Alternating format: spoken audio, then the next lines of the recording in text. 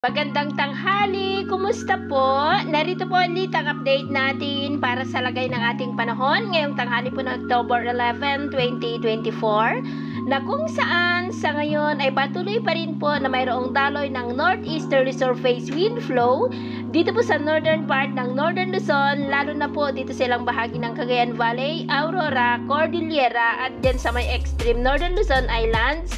Habang mayroon pa rin pong intertropical convergence zone o yung salubungan ng mga hangin na mula po sa northern at southern hemisphere. At dahil po sa salubungan ng mga hangin ay nakakabuo po yan ng mga sirkulasyon, kaya yan tinagurian na breeding ground ng mga sama ng panahon at posibleng sa susunod na mga araw ay may sama ng panahon na mabubuo within that ITCZ at hindi pa rin inaalis ang posibilidad na may bagyo ngayong weekend, pero dyan lamang po sa silangan ng ating bansa.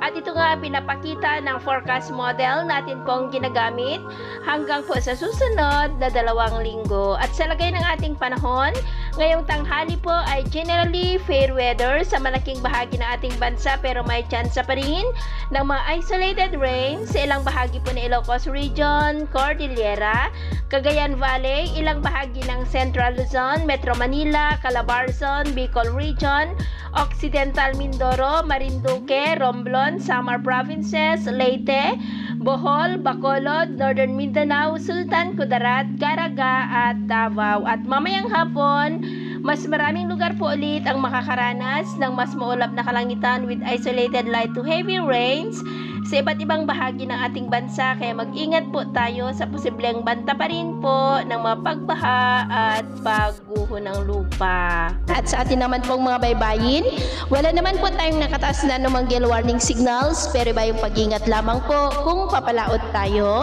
para po mas makaiwas sa mga sakunang pangkaragatan. So ito po ng latest update natin sa araw na ito. Ako po muli si James na nagsasabing sa kahit anong pagsubok po na darating sa ating buhay, huwag na huwag po tayong mawawalan ng pag-asa. Thank you and God bless!